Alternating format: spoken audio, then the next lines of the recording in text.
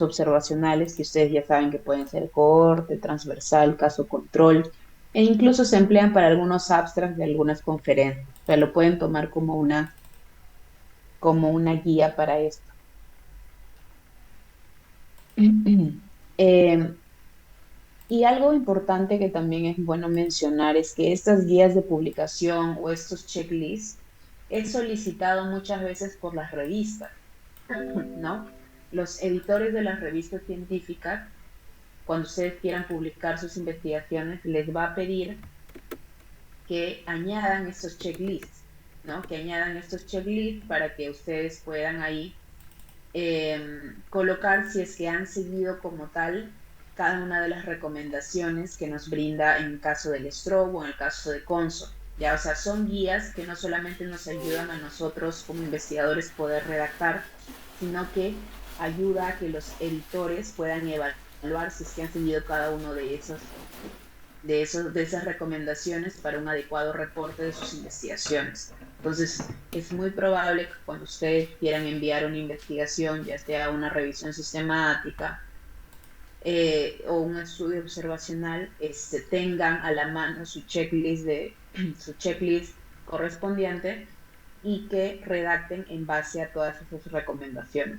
Ya es muy probable que los editores les puedan pedir este checklist, entonces ténganlo a la mano. Igualmente, cuando ustedes quieren realizar algún reporte de caso, no sé, para sus tesis, seguramente, lo puedan hacer a través de la declaración de Kerr, ¿no? Donde les indica también qué cosas deben tener en cuenta en cada una de las secciones. Cuando ustedes quieran enviar ese reporte de caso a una revista científica, les va a pedir, claro que no todas las revistas lo piden, pero revistas que tienen alto impacto, les va a pedir que añadan el checklist correspondiente, ¿ya? Pero de todas maneras, así no les pidan, sugiero que tengan esa consideración de siempre reportar en base a estos checklists de acuerdo al tipo de publicación que ustedes, o de acuerdo al tipo de investigación que ustedes estén desarrollando, ¿ya? Entonces, vamos a ver algunas cuestiones generales con lo que respecta a la guía de publicación del consort. El Consort es una guía de publicación que se desarrolla para los ensayos clínicos aleatorizados. ¿Sí? Es un grupo de investigadores, de personas muy reconocidas y con amplia experiencia en el campo, en el desarrollo de ensayos clínicos aleatorizados. Se reúnen y finalmente plantean un checklist de los diferentes puntos que deben ser tomados en cuenta por los investigadores para un adecuado reporte de los ensayos clínicos aleatorizados. Como saben, los ensayos clínicos aleatorizados son los que tienen la mejor calidad de la evidencia de todos los estudios primarios. ¿Ya? Si recordamos un poquito, una característica fundamental de los ensayos clínicos aleatorizados es que realiza la asignación al azar, ¿no? Y eso nos brinda una gran ventaja que es formar grupos que sean comparables entre sí. ¿Sí? Un ensayo clínico aleatorizado es un estudio experimental que tiene un grupo control y la asignación a grupos es dada de forma aleatoria, ¿no? Entonces yo tengo un grupo que cumple ciertos criterios de elegibilidad que yo he establecido y aleatorizo, ¿no? A este grupo aleatorizo que un grupo reciba la intervención y otro grupo recibe el comparador. Si ustedes ven como tal los colores en ambos grupos son similares, ¿no? Tengo dos personas de color verde, dos personas de color azul y en un grupo control también. Esto de alguna manera esquematiza lo que les mencionaba respecto a la comparabilidad de las características de ambos grupos, algo muy importante que debemos tener en este punto basal. Digo basal porque hasta este momento recién se les está asignando como tal la intervención y a partir de acá se va a evaluar a través del tiempo cuántos de ellos van a desarrollar un reciclaje, ¿cierto? Este es el diseño de un ensayo clínico autorizado convencional. Entonces, es importante que al inicio de esto sean grupos comparables, ya que me va a permitir de alguna manera tener mayor confianza de que los resultados que yo encuentre finalmente acá en el periodo final de evaluación se deban a la intervención, no a alguna otra característica que haya podido haber sido influenciada en esto. ¿Ok? Entonces, en este caso, Lo que he explicado lo esquematizo ya de alguna manera en una línea un poco más vertical, respecto a que tengo un grupo de intervención, un grupo control, a quienes les he aleatorizado, les he asignado aleatoriamente esta intervención y evalúo a través del tiempo un resultado, ¿no? Entonces, y finalmente en base a ello puedo presentar como tal mis resultados. Entonces, esta diapositiva me parece que también les expliqué y habla un poco de lo que ya les mencionaba, ¿no? La importancia de tener grupos que tengan características similares como tal, ¿no? En relación a, no sé, por ejemplo, edad, en relación a lo que es sexo, nivel socioeconómico. Ahora, esas características, ¿qué tanto influyen como van a influir como tal en sus resultados? Va a depender, ¿no?, de lo que ustedes estén evaluando. Para el caso de este ejemplo, aquí estamos viendo niños y adolescentes de Lima, si el barniz florado es más eficaz que el uso de sellantes a base de resina en la prevención de caries dental en primeras molares permanentes. Yo tengo un grupo a quienes se les va a dar el barniz florado y a otro grupo a quien se le va a dar el tratamiento convencional, que son los sellantes a base de resina, ¿no? Entonces acá lo que quieren comparar es si dar el barniz florado podría tener mayor beneficio que aplicar los sellantes a base de resina. ¿Cómo yo cuantifico esos beneficios? Aquí me está queriendo, aquí el desenlace como tal es la caries dental. ¿Cuántos de ellos desarrollan caries dental a través del tiempo?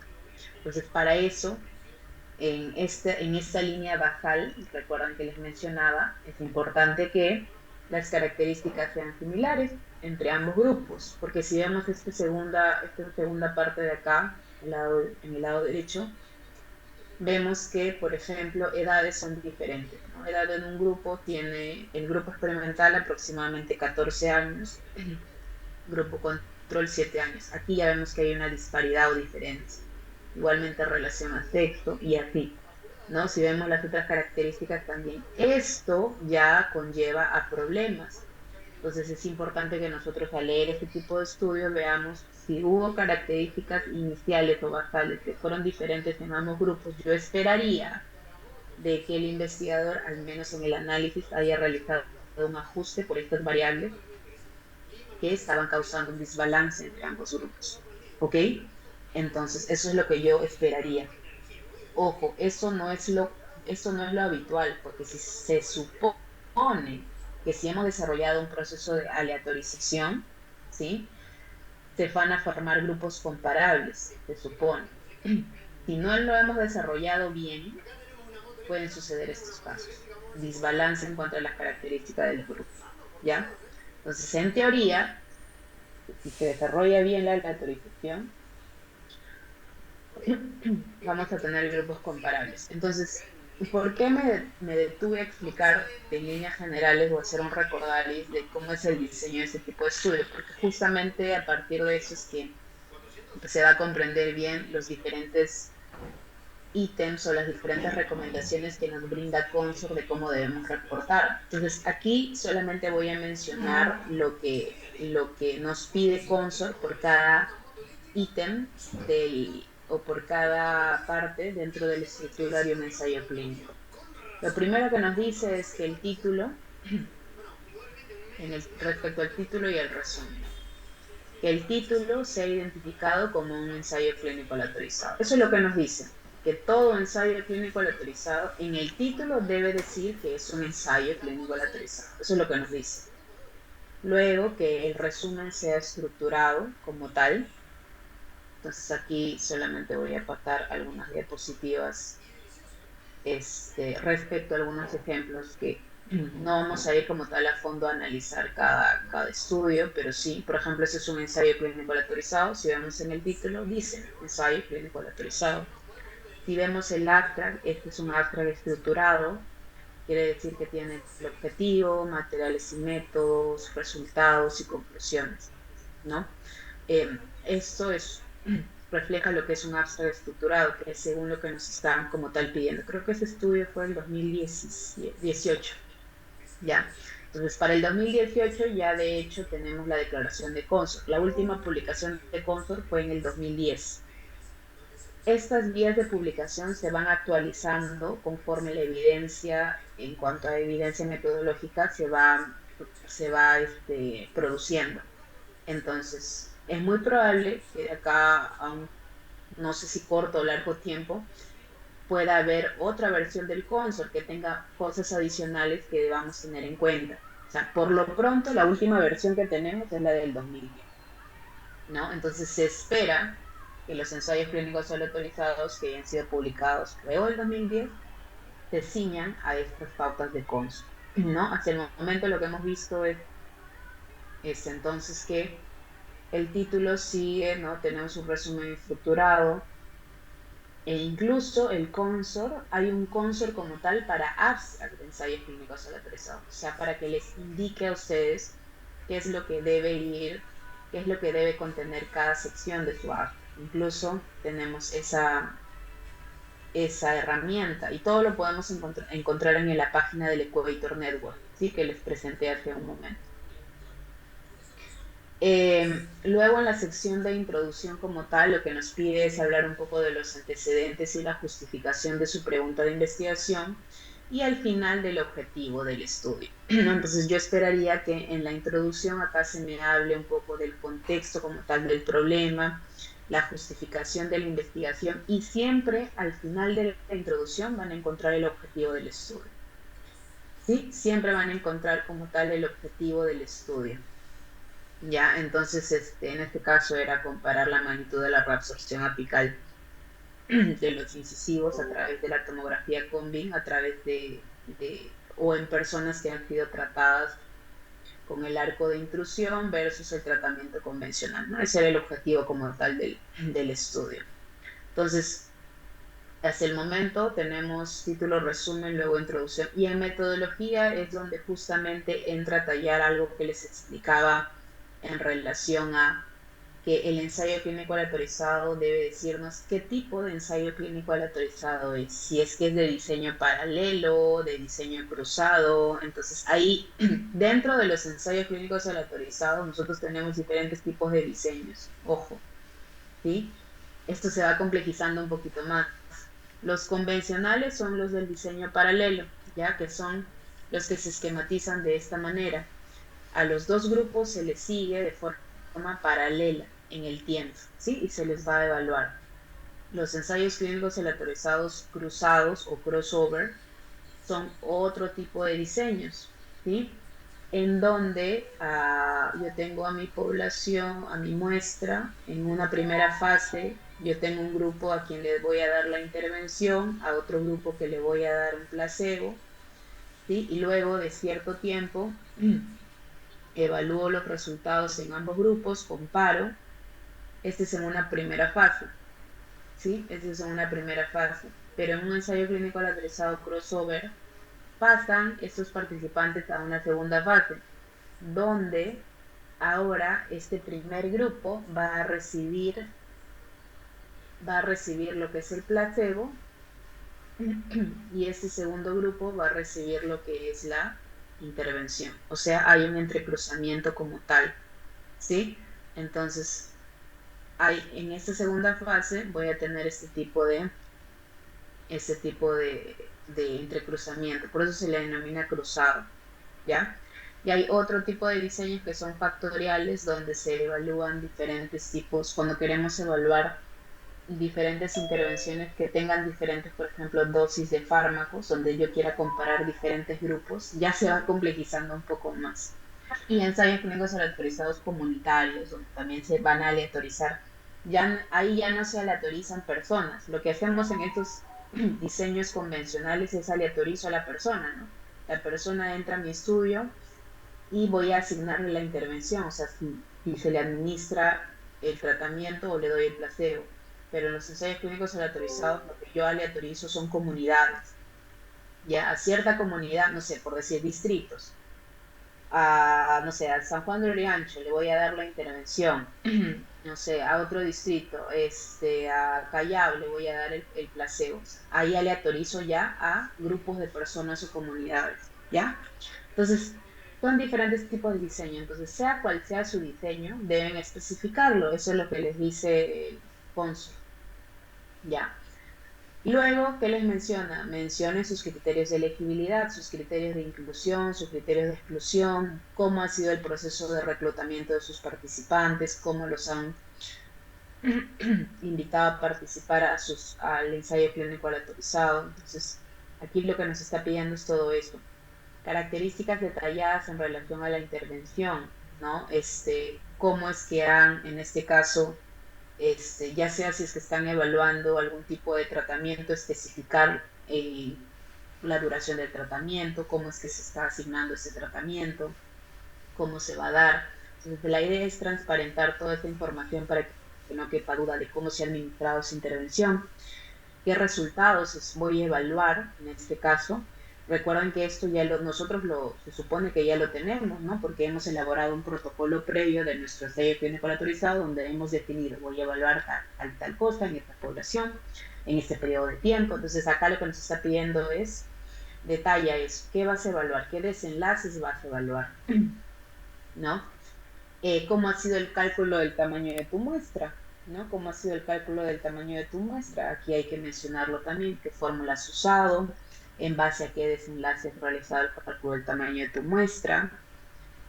Estos otros acápites respecto a análisis intermedio, reglas de interrupción, no lo voy a hablar a detalle porque ya implican componentes mucho más avanzados, pero tienen que ver que en ciertos tipos de ensayos clínicos aleatorizados se establece, para establecer algunos límites de eficacia de intervenciones, que se llegue a cierto umbral, ¿no? Por decir, si la diferencia entre ambos grupos es de tal manera que el valor P estadístico es menor a 0.001, quiere decir que la intervención definitivamente le ganó al comparador. O sea, son reglas especificadas que algunos establecen para definir si finalmente paran hasta ahí su ensayo clínico autorizado o siguen evaluando para ver si es que hay una superioridad o no de la intervención. Ya, esto lo realizan generalmente las industrias y es algo que, por ejemplo, particularmente nosotros en el instituto lo vemos de forma frecuente porque, como sabemos, un ensayo clínico autorizado es muy caro, es carísimo desarrollarlo, entonces son algunos mecanismos que se emplean para poder interrumpir el ensayo clínico autorizado antes de que finalice como tal su periodo de evaluación. ¿Ya? Entonces, si quieren ahondar igual un poquito más, no hay problema. Si tienen alguna duda, me pueden mencionar y yo les puedo compartir información sobre eso. Pero es muy interesante hablar de eso. Lo otro que sigue son respecto a cómo se ha realizado la aleatorización. Y es que esta aleatorización, cuando yo les menciono que en los ensayos clínicos aleatorizados se aleatoriza, hay diferentes formas de, de, eh, de aleatorizar. Yo puedo hacer una aleatorización en bloques, puedo hacer una aleatorización simple, o sea, estratificada, y esto es también concerniente a otra clase para hablar solamente de aleatorización. Pero lo que quisiera que comprendan acá es que sea cual sea el método que hayan usado para aleatorizar, lo tengan que mencionar acá. Cómo ha sido ese proceso de generación de la secuencia aleatoria y cómo han ocultado esa asignación de la aleatorización. Porque la idea de ese tipo de estudios es que el paciente o el participante no sepa si está recibiendo como tal la intervención o está recibiendo el placebo.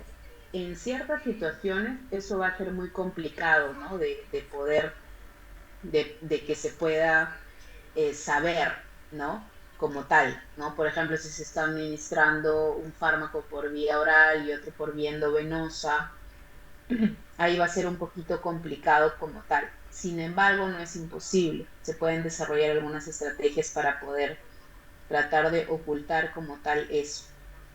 Lo que estoy hablando sobre esto va más relacionado a lo que es ya el cegamiento de los participantes, ¿ya? Quizá no tanto el ocultamiento de la asignación, porque generalmente este proceso de aleatorización idealmente lo debe desarrollar. Hay diferentes formas de aleatorizar, pero generalmente en los ensayos clínicos aleatorizados grandes lo que hacen es utilizar un sistema de respuesta interactiva. Son computadoras que generan números aleatorios al azar. Entonces a los participantes de su estudio a cada uno de ellos les asigna un número al azar y cada número está asociado o está relacionado con cierto grupo de tratamiento. Entonces, todo este proceso se realiza y se pone al azar, ¿no? Pero hay otros mecanismos también de aleatorizar que seguramente ustedes han escuchado, el famoso tiro de la moneda, ¿no? Si es que sale cara, le doy la intervención, si sale, son métodos un poco más rústicos, por así decirlo, que se pueden emplear para aleatorizar. Tiene desventajas como también desventajas, porque puede que en ese proceso como tal no formen grupos comparables, pero sea cual sea el método que hayas usado, debes describirlo, ¿ya? Luego viene el proceso como tal de enmascaramiento, que es el cegamiento como tal de los participantes a las intervenciones. Idealmente siempre debe haber un cegamiento para que el participante no sepa si está recibiendo la intervención o está recibiendo un placebo, porque eso puede de alguna manera influenciar en los resultados que nos reporten. Sobre todo, por ejemplo, si es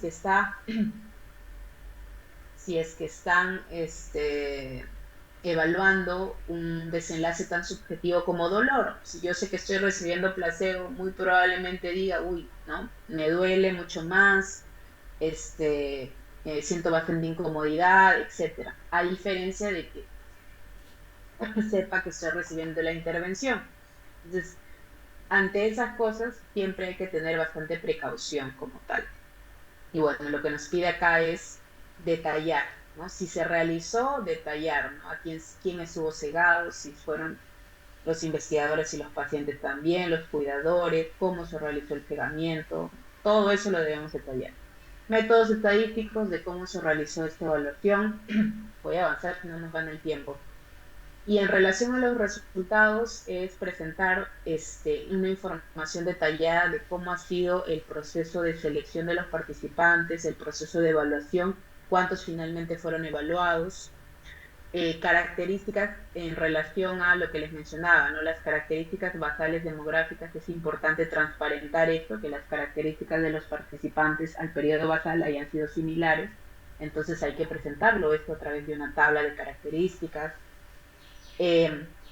Cuáles han sido los resultados finalmente que nosotros hemos querido evaluar respecto a nuestra intervención, y si es que hemos realizado algún análisis secundario, también detallarlo, cuáles han sido los daños. En un ensayo clínico aleatorizado, nosotros idealmente no solamente debemos evaluar beneficios, ¿no? Que es eficacia, sino también los daños o qué eventos adversos se puedan producir respecto al realizar esta comparación de la intervención con el comparador, ¿no? Entonces acá lo que nos está diciendo es esto, ¿no? Mencionar cómo es que ha sido, si es que se han registrado como tal esos daños. Y en la discusión ya es ahondar un poquito más en contrastar nuestros resultados, ¿no? ¿Qué es lo que nosotros encontramos? ¿Qué es lo que dice la evidencia? Si coincide o no coincide. Y si no coincide, ¿por qué pudo no haber coincidido? ¿No? Entonces es generar nuevas hipótesis. La sección de discusión es una de las más interesantes que pueden tener los estudios y que ameritan mayor tiempo en lo que es la redacción, porque es justamente donde el investigador demuestra todas sus habilidades en cuanto a valoración de los estudios, en cuanto a lo que es la valoración de la evidencia, la interpretación de los resultados y sobre todo el reconocimiento de qué limitaciones pudo tener su estudio. No existe estudio perfecto, definitivamente todos los estudios tienen limitaciones, pero es importante transparentarlo. Muchas veces podemos caer en el equívoco de decir, si coloco muchas limitaciones, puede que me rechacen el artículo, ¿no? La idea no es esa, sino es reconocer qué problemas puede tener en el estudio como tal y que quizás si no medí alguna variable que era relevante porque era muy costosa por X motivos, quizás otros investigadores lo puedan medir y así se sigue generando el conocimiento, ¿no? Entonces es reconocer nuestras limitaciones y es también poder determinar qué tanto esas limitaciones pudieron impactar en los resultados que yo encontré en mi estudio, ¿no? Es también poder hablar y poder reconocer ello, ¿ya? Y para ver qué tanto mis resultados pueden ser extrapolados como tal a mi población objetivo, ¿no? Entonces, Y otros aspectos adicionales a lo que es, debemos transparentar el registro de nuestro protocolo, o sea, en el ensayo clínico autorizado debemos mencionar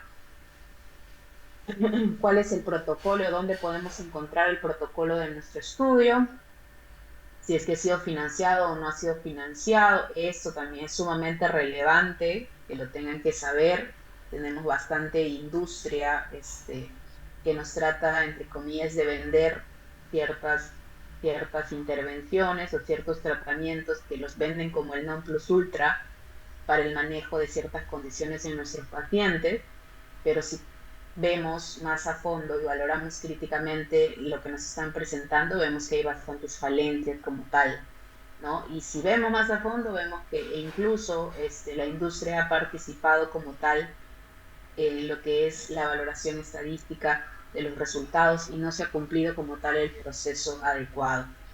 Entonces, también es un rol fundamental y que fue incluido como tal acá en Consum, mencionar fuentes de financiamiento y qué tanto han influenciado estos financiadores en los estudios de investigación, en los análisis. ¿Okay? Okay. Hasta ese momento, hasta ahora he hablado todo lo que es Consor de una manera súper rápida por cuestiones de tiempo. Igual si tienen cualquier duda la pueden hacer en cualquier momento sin ningún problema. Eh, Vamos a hablar ahora sobre stroke, ¿ya? Y después de stroke hacemos una pequeña pausa para hablar de care. Stroke también lo voy a pasar más o menos rápido porque me quiero enfocar más en lo que es care, ¿ya? A no ser que de ahí ustedes mencionen de que quizás quieran tener más información sobre stroke, igual les voy a compartir un PDF en donde habla de cada uno de los ítems sobre cómo redactar estudios observacionales, ¿sí? A través de Strobe. Strobe es igualmente que Consor, una guía de publicación, pero para estudios observacionales. La lógica, de alguna manera, es la misma, se juntaron diferentes personas conocedoras del tema y establecieron un checklist, ¿sí? ¿Qué es lo que, igual, similar al Strobe, este checklist está dividido por secciones? Y lo que nos piden es, en relación al título, resumen en la introducción, mencionar igualmente qué tipo de diseño es, porque recuerden que este checklist es para estudios observacionales en general. Entonces, si ustedes están haciendo un estudio de cohorte, mencionarlo. Es un estudio de cohorte, o es un estudio de caso control, o es un estudio transversal. Lo deben mencionar en el título. ¿Ya? Y en el resumen, lo que nos piden es brindar igualmente un resumen estructurado. Esto puede ir variando. Hay algunas revistas que no piden como tal un resumen estructurado. Eso ya va a ir variando porque algunas revistas te piden un resumen no estructurado, o sea que no esté dividido en objetivo, método, resultado. Esto ya va a depender de cada revista. Pero idealmente sugiero que lo estructuren como un resumen estructurado, ¿sí? De la información que tengan. Luego, en la introducción es hablar, igualmente sigue la misma lógica, ¿eh? Respecto a lo que expliqué en Consor. Hablar sobre la problemática, la justificación de su tema y al final del estudio viene el objetivo del estudio, ¿no? Al final de la introducción, perdón, viene el objetivo del estudio. Pues como en este caso ya hemos visto este paper creo que varias veces, en la sesión pasada también lo mencioné sobre el impacto de la obesidad en el tratamiento ortodóntico en adolescentes. Fíjense, en el título ya nos está mencionando el diseño del estudio, ¿no? Es un estudio de cohorte prospectivo clínico. Entonces aquí se está cumpliendo como tal el resumen, es un resumen estructurado, ya tenemos introducción, método, resultados, conclusiones, y vemos que esta sección de introducción, en la cual nos está hablando un poquito sobre la importancia, la relevancia en términos de carga de enfermedad, en este caso de la obesidad, ¿no? Y al final del estudio, al final de la introducción, lo que nos presenta es tanto el objetivo del estudio. Esto puede ir variando como tal entre diferentes estudios. En este caso nos lo han presentado como una hipótesis. ya que va de la mano como tal con el objetivo del estudio. Entonces, esto va a depender de alguna manera del gusto, de la preferencia que tenga cada investigador, pero la idea es que al final nos proporcionen, idealmente lo que nos dice Stroop es el objetivo de su estudio, ¿ya? Entonces aquí lo han decidido presentar, bueno, como hipótesis, es una forma de presentarlo, este, y eso es lo que nosotros tenemos ahí. Luego, en la sección de métodos, lo que nos dicen es, recalca cuál es el diseño de tu estudio, ¿sí? Luego nos menciona, hay que describir cómo ha sido los periodos de reclutamiento de los participantes, cómo se ha reclutado a los participantes, cómo se ha recolectado esa información para seleccionar qué pacientes cumplen ciertos criterios, tus criterios de elegibilidad. Luego, en relación a las características de los participantes, debemos mencionar esos criterios de elegibilidad y estos van a ir variando según el tipo de diseño de estudio que ustedes tengan. Si tienen un estudio de cohorte, caso control o transversal.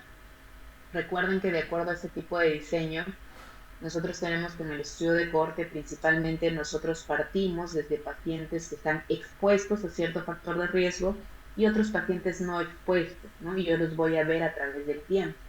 En un estudio caso control, yo parto desde pacientes que ya tienen el desenlace y desde pacientes que no tienen el desenlace y busco hacia atrás cuántos de ellos han sido expuestos al factor de riesgo que yo quiero evaluar, ¿no? En los estudios transversales, más bien, en estos casos, lo que yo hago es evalúo a todos los participantes, independientemente de saber si tienen o no tienen el desenlace, solamente los evalúo en un punto en el tiempo, por así decirlo, y voy a determinar pues cuántos de ellos tienen o no tienen tanto la exposición como el desenlace. ¿Ok? Entonces esto pueden ir variando. Ahora, los estudios con cohorte, caso control, lo que les enseñé de alguna manera son los que tienen el diseño convencional. Hay diseños, así como les decía que hay ensayos clínicos aleatorizados, crossover, factoriales, clusters, etcétera. También hay ciertas variaciones en cuanto a estudios cohorte o estudios caso control.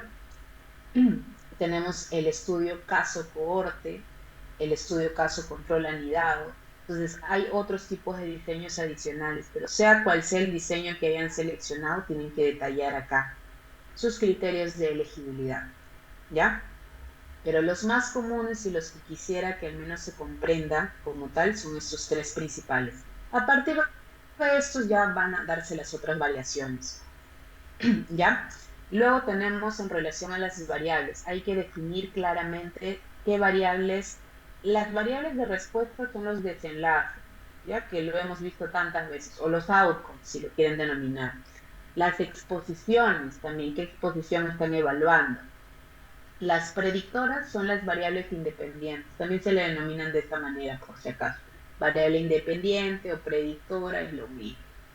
Las variables confusoras, alguna vez lo hemos hablado también, ¿no? Son aquellas variables que yo debo identificar en ese tipo de estudios para poder realizar un ajuste, porque de lo contrario me pueden causar alguna confusión o error en los resultados que yo pueda presentar, ¿no? Entonces es importante identificarlos, ¿no? Por ejemplo, si yo quiero evaluar la asociación entre lo que decía, ¿no? Asma y caries dental, ¿no?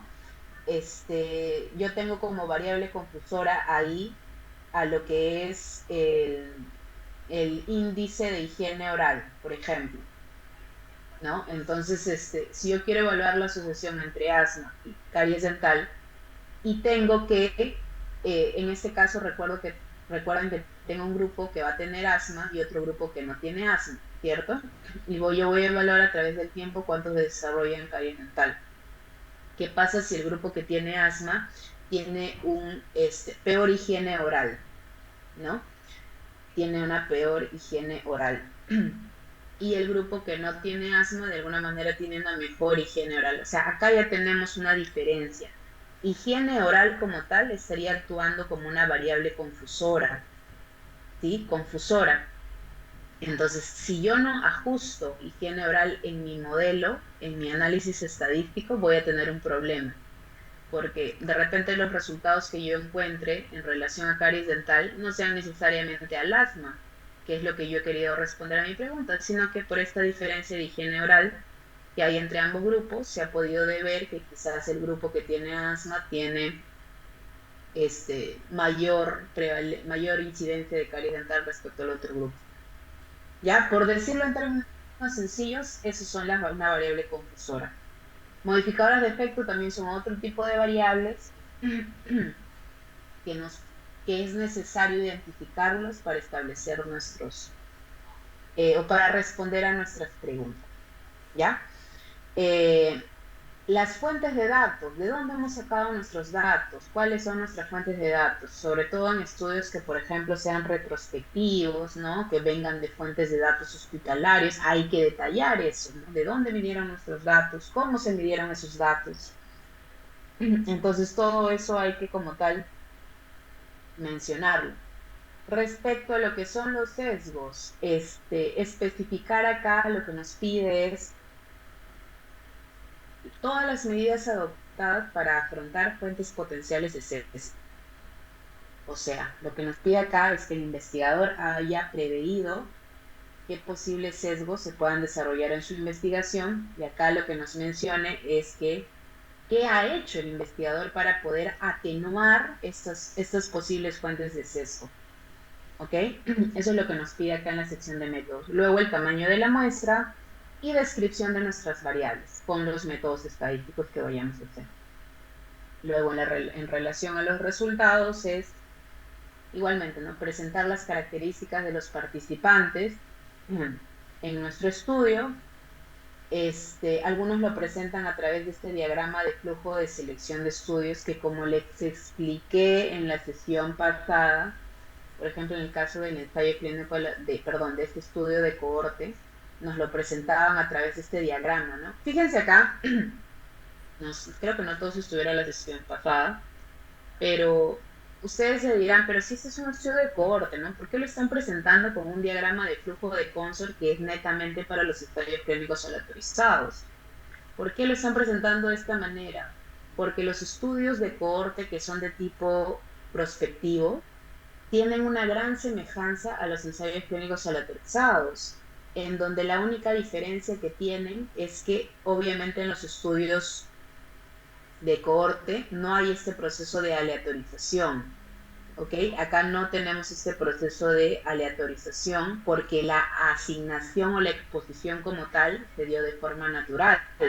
Yo tengo un grupo de pacientes que tienen peso normal y otro grupo de pacientes que por diversos factores tienen obesidad. Yo no he aleatorizado esta exposición, ¿ok? Pero sí este consol me ayuda a esquematizar el proceso desde el reclutamiento de los participantes, cuántos fueron participantes del grupo de exposición, del grupo, perdón, control, del grupo exposición, cuántos se siguieron a través del tiempo, cuántos se perdieron a través del tiempo, y de esta manera, ¿no? Entonces aquí lo que hacemos es evaluar como tal, ¿no? Y eso es lo que se nos está presentando acá. Luego tenemos algunos datos descriptivos.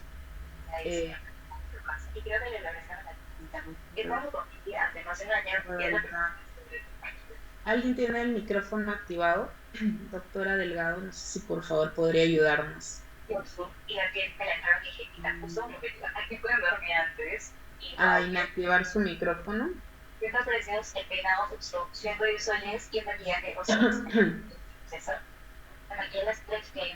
No sé si alguien le puede escribir. Yo ahorita no estoy con el rol de anfitrión, no puedo inactivar su audio. Si alguien le puede mencionar, estaría agradecido. Ya, voy a tratar de hablar alto, porque si no nos gana el tiempo.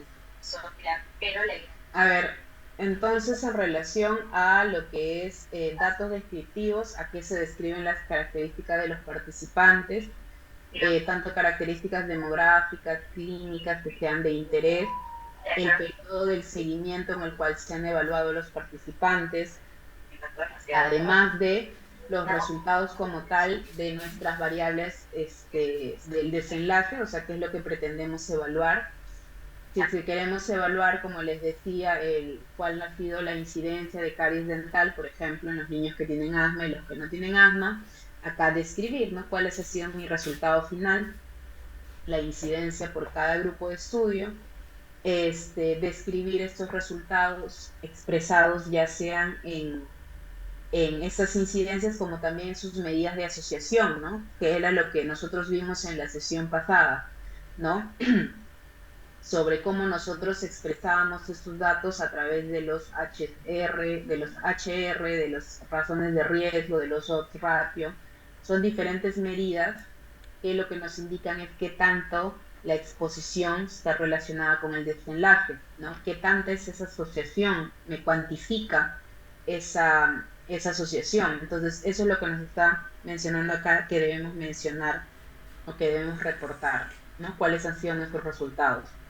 Otros análisis, si es que se realizan análisis por su grupo, de sensibilidad, también detallarlos. Si es que queremos saber análisis por su grupo, por ejemplo, si es que nosotros queremos evaluar la asociación entre asma con caries dental y yo tengo evidencia que según la literatura esta asociación puede ser diferente entre mujeres y varones, lo que se puede establecer acá es un análisis por su grupo, es decir, evaluar esta asociación en el grupo de mujeres y esta asociación en el grupo de varones.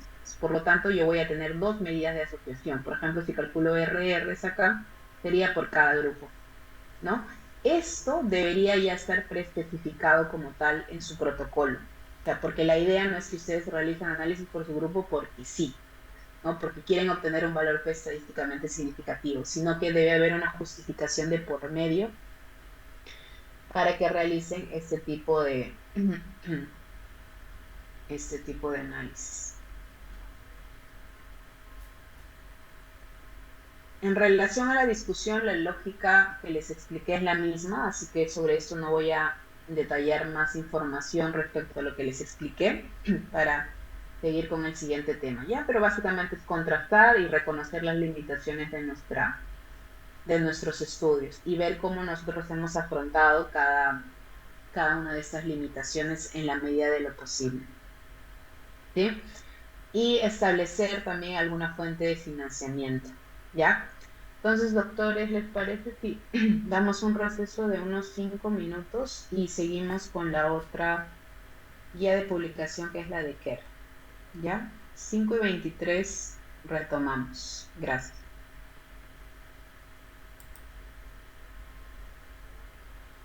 Ya sea de las series de caso o de un reporte de caso.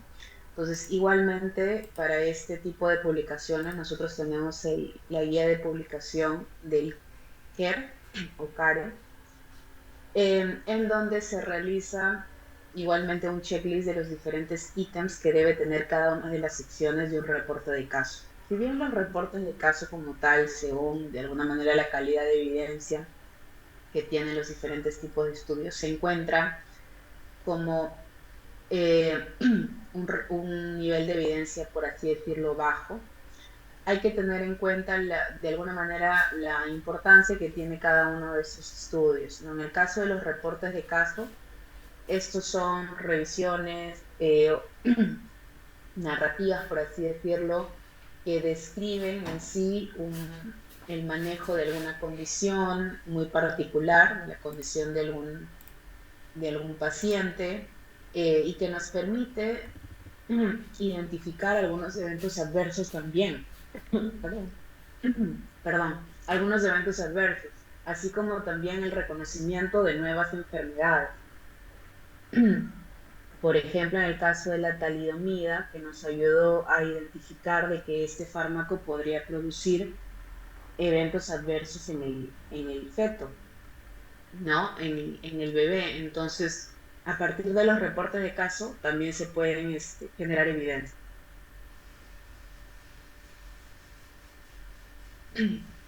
¿Ya?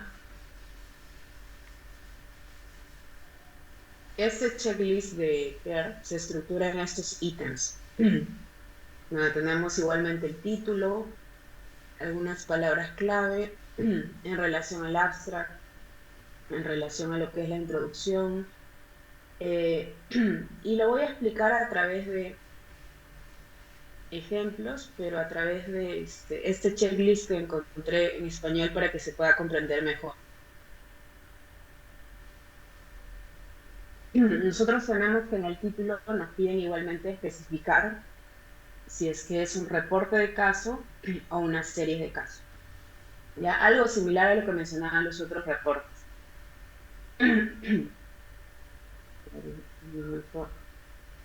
Ya. Ya, entonces eso es lo que nos piden. Por ejemplo, acá les voy a presentar, vamos a ver algunos aspectos generales de dos reportes de caso. Uno de ellos es este de acá, que nos habla sobre el tratamiento ortodóntico de camuflaje de una maloclusión clase 3 y nos menciona que en el título nos está mencionando, ¿no? Es un reporte de caso. Entonces ya de alguna manera sabemos frente a qué tipo de estudio estamos. Igualmente, este otro, este otro reporte de caso que nos habla del tratamiento de una maloclusión con protracción maxilar. Entonces ahí ya tenemos de alguna manera dos ejemplos de cómo es un reporte de caso. Fíjense, en el caso de los reportes de caso, no, o en este tipo de estudios, el resumen tiende a ser no estructurado, como pueden ver acá. No es que vamos a tener una sección de objetivo, una sección, como tal acá no tenemos un método, ¿no? Pero no es que haya una sección de objetivo, de información del paciente, de resultados y de conclusiones, sino que más es una descripción narrativa libre de diferentes ítems que nos piden para resumir la información o qué es lo que nosotros queremos transmitir con este reporte de caso, ¿no? Cuál es este manejo particular que queremos comunicar respecto a los pacientes con esta condición. Como pueden ver acá también, es un resumen como tal no estructurado, ¿no? Entonces, lo que nos dice Kerr en este caso es que en la sección de resumen mencionemos qué es lo único de su caso, ¿no? ¿Qué aporta a la literatura como tal lo que ustedes están comunicando a través de su caso? ¿Algún manejo particular que ustedes hayan podido identificar o quizás algún hallazgo casual que quieran comunicar y que en base a esto se pueda seguir desarrollando más ciencia? ¿No? Igualmente, ¿cuáles son los principales síntomas del paciente, los resultados clínicos importantes que han podido ver, los principales diagnósticos o intervenciones y cuáles han sido los resultados producto de estas intervenciones? Y finalmente una sección de conclusión, ¿no? ¿Cuáles son de alguna manera las lecciones que debemos llevar sobre el manejo del caso, de la condición que ustedes están presentando, ¿no? Entonces, eso es lo que nos pide qué es lo que debería ir en esa sección de resumen, ¿ok? ¿Qué es lo que añade la literatura? Características del paciente en cuanto al diagnóstico que tenga el paciente, en cuanto a qué procedimientos, cómo hemos planificado el tratamiento del paciente, qué procedimientos hemos desarrollado, cuáles han sido nuestros resultados y una conclusión muy pequeña al respecto, ¿no? Entonces, eso es lo que como tal nos está presentando acá estos dos reportes de caso. Uno de ellos nos habla, bueno, en ambos casos es sobre el tratamiento de maloclusión clase 3, pero bajo diferentes enfoques. Uno es a través de camuflaje, eh, y el otro que es una paciente menor en quien se le realizó una protracción maxilar. Entonces acá nos está hablando un poco del manejo de los pacientes con esta condición, las diferentes opciones terapéuticas, qué es lo que está reportando el caso como tal. Es un tratamiento de camuflaje de este paciente con tal edad, con ciertas características, ¿no? Que es lo que nos menciona en que brindemos las características más detalladas sobre el paciente, el tratamiento que finalmente se le dio. Y algo que menciona también acá es los resultados del tratamiento y el seguimiento que han hecho, ¿no? Quizás un poco a diferencia de este otro estudio en donde no hubo como tal un seguimiento, sino que nos habla más de lo que se le hizo, el procedimiento que se le hizo, pero más no un seguimiento como tal, ¿no? Que es lo que pasó después de cierto tiempo, lo que sí se menciona quizás en este primer reporte de caso. Esta sección de palabras clave o los keywords también nos menciona acá, ¿no? Debe haber al menos 2 a 5 palabras clave, ¿no? O sea, por cada estudio nosotros tenemos estas palabras claves que hacen de que nuestras investigaciones sean identificables, ¿no? En las diferentes bases de datos. Entonces debemos, en este caso, considerar qué palabras claves serían las más representativas para el estudio que ustedes están presentando. En este caso, definitivamente, pues tiene que ir maloclusión, en este caso de Angle clase 3, ortodoncia, bueno, acá le han colocado otro que es cirugía ortognática, que era otro de los posibles tratamientos que se les da a los pacientes con esta condición. Este, en el caso de, en este otro reporte de caso, colocaron como palabras claves maloclusión clase 3 de Angle, aparatos de tracción extraoral, porque en este caso realizaron una protracción del maxilar, ¿no? Entonces, son palabras clave característicos de acuerdo al tipo de reporte que ustedes tengan. Esto yo creo que ya lo hemos visto como tal, cómo identifico las palabras clave o dónde realizo la búsqueda en los descriptores en ciencias de la salud. Si no me equivoco, eso lo vimos en una clase que tuvimos con el doctor Soldevilla, en el curso, no me acuerdo si fue de redacción, pero ahí vimos estos repositorios, ¿ya?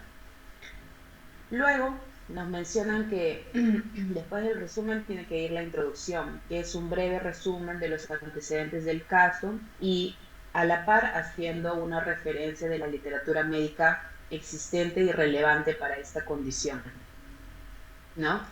En ambos reportes de caso nos proporciona información en relación a lo que es cuál es la prevalencia, la carga de enfermedad de esta maloclusión clase 3,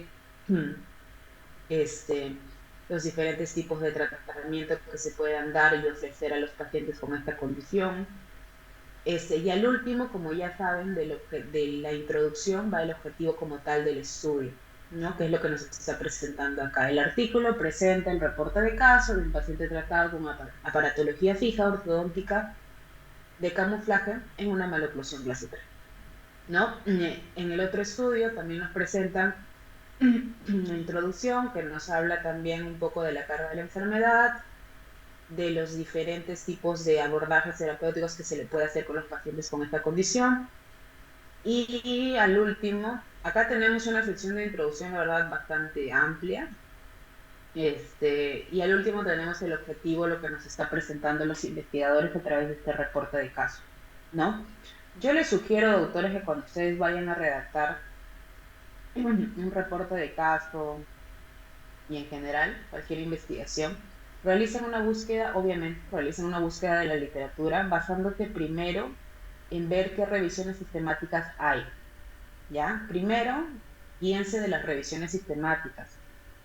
Eso no quiere decir que excluyan la búsqueda de otros tipos de estudios como los observacionales, ¿no? O experimentales, dependiendo cuál sea la pregunta que están desarrollando o qué caso quieren presentar, dependiendo de eso.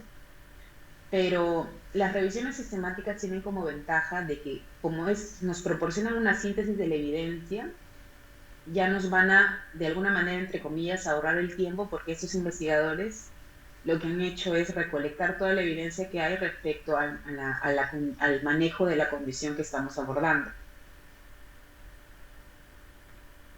Entonces, lo que les sugiero es eso, que es lo que ha hecho también este estudio. Si nosotros lo vemos más a detalle, ha realizado algunas situaciones de revisiones sistemáticas previas en los que nos menciona cuál es la diversidad en cuanto al tratamiento de los pacientes con esta condición y por qué finalmente de alguna manera ellos se inclinaron por tal tratamiento, ¿no? Entonces, eso se lo brindo así como sugerente. Luego tenemos en el ítem de información del caso, que es brindar algunos aspectos relevantes a lo que es las características, ya sean demográficas, sociodemográficas, clínicas, laboratoriales del paciente como tal, ¿no? Información demográfica, como presentar la edad del paciente, el sexo del paciente, el origen étnico, si consideran relevante mencionarlo, también coloquen qué ocupación tiene, qué síntomas, o sea, cuál ha sido como tal el motivo de la consulta por el cual el paciente vino a ustedes, antecedentes médicos, Estas son cositas que algunas veces no lo reportan como tal y es importante hacerlo, doctores. Yo les sugiero que tengan una ficha como tal de recolección. Ustedes tienen una historia clínica, pero aparte de eso manejen, si es que por ahí no está toda la información, una ficha de recolección de información acompañado del consentimiento informado. Si es que ustedes quieren reportar algún caso relevante y luego lo quieren publicar, la revista les va a pedir que tengan un consentimiento informado del paciente para que su información, porque ustedes le van a tomar fotografías de su caso, etcétera, sean publicados. Entonces, deben tener todas esas herramientas para poder desarrollar su informe, ¿sí? Su reporte de caso. Y así también saber qué intervenciones pasadas se les ha realizado a estos pacientes que sean relevantes para lo que ustedes están reportando, ¿sí? Luego, algunas características en relación a la exploración física, algunas características ya relevantes en torno o en relación al análisis o a la planificación que ustedes tengan con, bueno, ya diferentes parámetros de ortodoncia, entiendo que utilizan para determinar la severidad, no sé, de la maloclusión, etcétera. Entonces, toda esa exploración física, las fotografías y todo eso es lo que nos piden que detallemos acá, ¿no? Para comunicar estos resultados. Y hacer como tal una cronología. Algunas revistas lo que nos piden es que quizás a través de una tabla o una figura estructuremos cómo ha sido la cronología desde el diagnóstico del participante hasta los procedimientos que se le han realizado, porque eso ayuda a seguir todo este flujo de información clara y precisa para el lector de cómo ha sido el manejo de los pacientes con esa condición, ¿sí? Entonces acostúmbrense también a poder realizar esto. ¿Cómo ha sido la evaluación diagnóstica? Si se han necesitado alguna prueba de laboratorio, imágenes, radiografías que ustedes realizan, ¿no? Lo que les mencionaba, ¿no? Toda esta planificación previa que ustedes hacen, la toma de los modelos, etcétera, y explicar todo este proceso, ¿no? De forma cronológica, de forma detallada. En lo que respecta a lo que es la planificación. Y en base a esta planificación van a mencionar qué es lo que finalmente se decidió realizar como tratamiento, ¿no? Y aquí mencionar si es que el tratamiento fue multidisciplinario, es decir, si aparte el paciente recibió alguna cirugía previa, en los casos que son ortoquirúrgicos, en el caso que recibe alguna medicación adicional, etcétera. Entonces, eso debe estar también bien detallado en su reporte de caso, ¿no? Si es que hubo algún cambio en la planificación, también mencionarlo y mencionar la justificación, ¿no? ¿Por qué pudo darse ese caso? De repente el paciente ya no quiso la cirugía previa, sino que de frente el tratamiento ortodóntico porque, porque se desanimó o no quiso realizarse ese procedimiento porque es muy caro, etcétera. Hay diferentes motivos por los cuales el paciente puede desistir de ciertos tratamientos, ¿no? Pero hay que mencionarlo como tal. Si es que hubo algún cambio respecto a la planificación que ustedes tenían. Y esto también es importante, que es presentar los resultados, ¿sí? Y el seguimiento de estos participantes. Si es que hubo algún evento adverso o imprevisto, ustedes no se esperaban cierta, cierto evento que se pueda producir en el desarrollo de su caso, mencionarlo y reportarlo también, ¿sí? Indicar qué tanto fue la adherencia, la tolerabilidad de alguna manera de estos tratamientos en cuanto al paciente. Y algo que también seguido a todo lo que concierne a la información del caso como tal, es una sección de discusión, ¿no? Que sigue la misma lógica de lo que veníamos conversando anteriormente, ¿no? En el sentido de que acá contrastamos los resultados que quizás nosotros hayamos obtenido respecto a lo que se menciona en la literatura, ¿no? ¿Qué es lo que se menciona respecto al manejo de cierta condición, ¿no? Y describir en base a ello qué fortalezas y limitaciones han habido en el manejo de del caso, ¿no? Cómo nosotros hemos abordado el manejo de los pacientes con cierta condición, ¿no?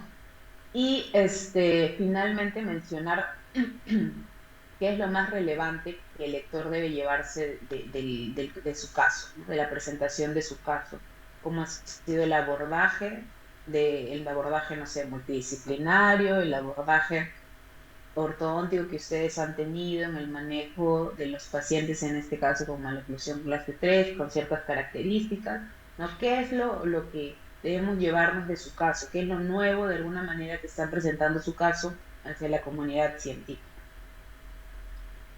Y algo que no se incluye siempre es conocer la perspectiva del paciente, ¿no? Esto es lo he visto en muy poquitos artículos donde mencione en una sección en donde el paciente refiera, ¿no? Qué tan bien se sintió con su tratamiento, cómo le fue, cómo afectó su calidad de vida, si está conforme con su tratamiento o no, o qué le pareció que se debía mejorar o no. Entonces, es importante de alguna manera también tratar de plasmar la perspectiva que tienen los pacientes en nuestras investigaciones, ¿no? En este caso. Y lo último, incluir el consentimiento informado, que sí, como tal, se nos menciona. Entonces, lo que les he explicado en el caso de esta primera revisión, si vemos la estructura, tenemos que, después de la introducción, tenemos la sección del reporte de caso en sí. Los nombres pueden ir variando como tal. Acá lo han estructurado en lo que es la parte del reporte de caso, en lo que es el diagnóstico, que nos habla un poquito de las características demográficas del paciente, el motivo de la consulta, la evaluación que han hecho en cuanto al análisis extraoral, intraoral, la toma de los modelos, algunas características o parámetros ortodónticos que ustedes reconocen para identificar exactamente que estamos frente a pacientes con este tipo de maloclusión clase 3 y con estas características que nos han mencionado, la evaluación, en este caso, la evaluación radiográfica, y nos presenta, acompañado de esto, las fotografías, ¿no? Algo que siempre he mencionado y que es importante en las investigaciones es la toma de las fotografías, ¿no, doctores? Entonces, siempre hay que, yo sé que ustedes son capos en la toma de fotografías, igual sería excelente que se puedan ayudar entre ustedes, porque si ustedes tuvieran algún caso que quisieran reportar en una revista de alto impacto y tienen fotografías que no son las más adecuadas o que no reflejan todo el trabajo que han hecho de una manera adecuada, es muy probable que sea rechazado. ¿Ya? Entonces, apunten siempre a la excelencia, tomen unas buenas fotografías de sus modelos, de sus radiografías, ¿no? Si es que quieren tomar este caso. No sé si actualmente se está tomando como para obtener el grado, pero igualmente si no se hiciera y lo quieren reportar, siempre tengan precaución con eso, ¿no? Y apóyense entre ustedes porque definitivamente la toma de las fotografías y eso no se puede hacer solo. Bueno.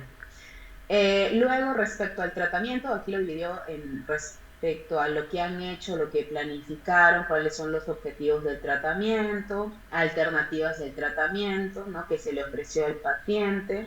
En este caso, el paciente no quiso hacerse el tratamiento ortodóntico, sino que se optó por un camuflaje, ¿no?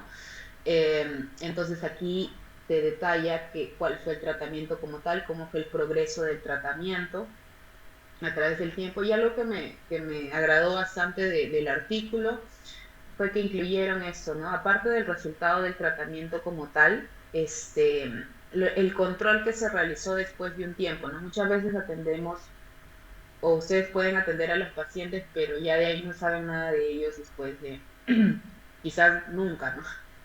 O nunca regresa. Entonces, sí le da mayor fortaleza a sus reportes de caso que hagan un control después de cierto tiempo, para que esto también lo puedan reportar. Y si tienen fotografías, mejor todavía. De eso, que es lo ideal, que es lo que nos pide como tal la declaración de Kerr.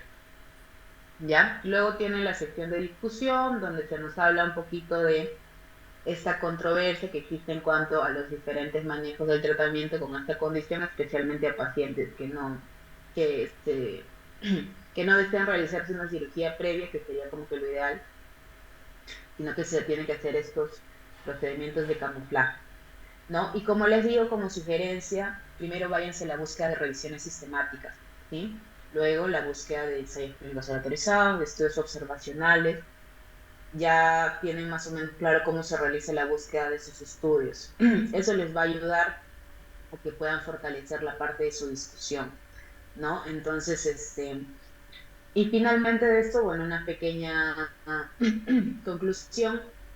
Acá como tal no han incluido esta parte de lo que es la experiencia, la perspectiva de los pacientes,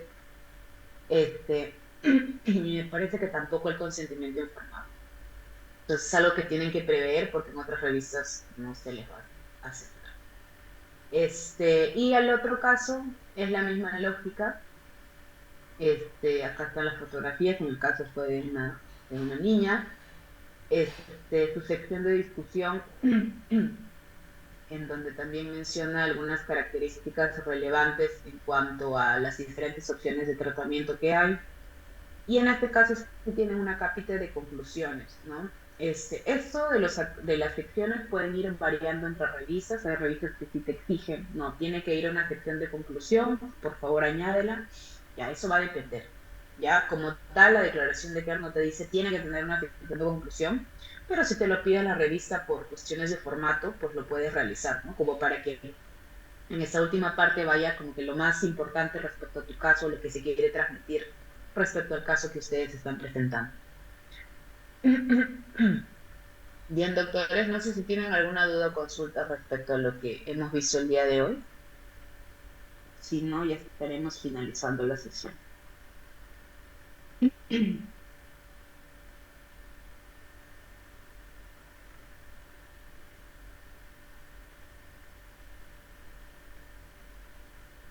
¿Ninguna?